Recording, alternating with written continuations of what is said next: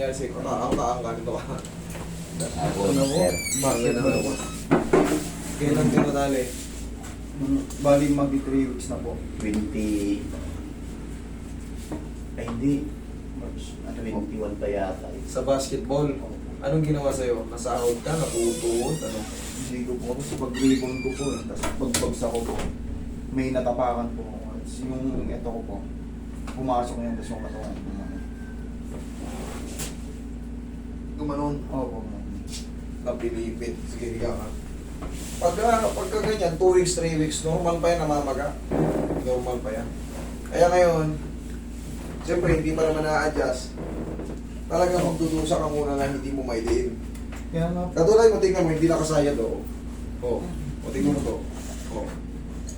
Kahit pa paano ito, o. Tsaka lumait yung hita niya, master, no? Hindi mo maidiin, ano? Lumait din. Hindi mo Pag maidiin. pinapuyan sa masakit. Tapos ito, yung hita mo, Oh. parang nanguluntoy. Umaya. Si master na ano, may vertigo. Oh! Paano yung mga natin to, Roy? Pwede naman sa akin.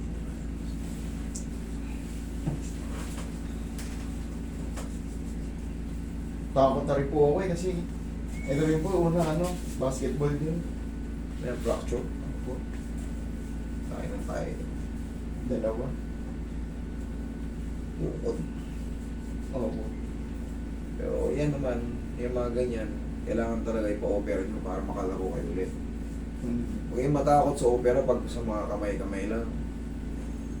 Pero tatandaan nyo, pag hindi nyo pina-opera yung naputol, kumang kayo at saka mahina kayo. Kasi ang daily machine natin, kamay. Ito sa tuhod naman, pag hindi naputol yung ACL nyo, lapit nyo muna sa mga katulad ko. Pero pag putol na yung ACL nyo, wala tayong magawa. Opera kayo, dudugtong nila uli yun para makatalong kayo ng malakas. Pero pag hindi nyo na, mawawala yung pamamaga nito, pero yung ACL, pag napatid na siya, iba na yung iba na yung talon nyo, iba na yung takbo nyo. Hindi na kayo makapuwersa ng yung tatakbo mabilis, tatakbo, talon, hindi nyo nakakayanin. Bibigay, malambot na yung tuhod nyo, parang lugaw yung loob. Wala na pwersa. Tatalon kayo, gaganyan kayo. Ganun ang bagsak mo palagi. Alalay. May takot na rin. Oo, manakay, totoo ma. Pero ito, base ron sa sinabi mo, twisted lang to. Pero itong nararamdaman yung masakit, pangkaraniwan pa to, bago pa lang, magtatatlong linggo pa lang. Pero pag na-adjust ko to, ang magiging benepisyo nito, mas mabilis ka ng mga 1 o 2 linggo, baka nasa court ka na naman.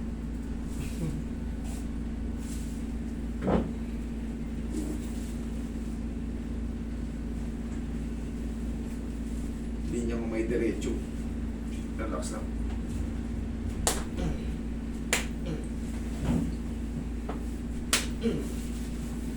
Lambutan mo lang.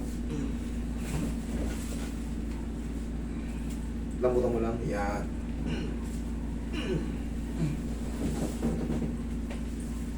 Ayan na, pumuplat na. Magdamag mo eh. Lambutan mo lang. Oo. Lambutan mo lang. Isa pa. Lambutan mo lang. Yan. One more. Ayan na, oo. Flat na. Nagdamag ko, master. Eh na kailangan natin maiusog yung buto na yun, mararamdaman nyo naman yun. Tapos, itong mga numipis na muscle na to, ma-recover din yan, mag-bike-bike lang kayo. Bike-bike nyo, kahit pa unti-unti. Pero, kunyari, naramdaman nyo, uy, okay na yung ginawa ni Master, konti na lang yung pain. Huwag nyo kagad isubok. Hayaan nyo muna maka-full recover. Kasi sayang lang kung mababalikan kayo kagad. Kasi weak pa. Huwag yung gagawin yun. Kahit mga NBA player, mga superstar, yun sila lang kailangan. Nakikita nyo, nandun lang sila sa bench. Kasi kailangan talagang ipahinga. Pag pinilit nyo to, mapuputol to. Pag naputol yung ligaments nyo, mas worse ang mangyayari sa inyo. Pag di kayo nakinig sa therapist nyo. Nabutan mo lang. Thank you. Meron kang bawang ano? Wala. Bandage. Yan, pag ano, bandage mo lang. Tapos, kada gabi, tanggalin mo. Pag umaga na, o pag naligo ka, haplusan mo ng pau, balikan mo ng bandage. 1-2 linggo, nasa court ka na naman. Ay, lakad ka. Tingnan mo yun. Ika kanina, ika-ika kayo, lakad ka. Medyo may ano po. Meron ba? Pero hindi na katulad ng ano. Iba na yan. Siyempre yung pamamagana na yun, medyo meron pa raw, honestly, sabi ko nga sa inyo, siyempre yung pamamaga hindi rin kaagad mawawala. Pero nakita mo na itutuwid mo na. Eh, isa kanina, wala. Bagay na kanina eh.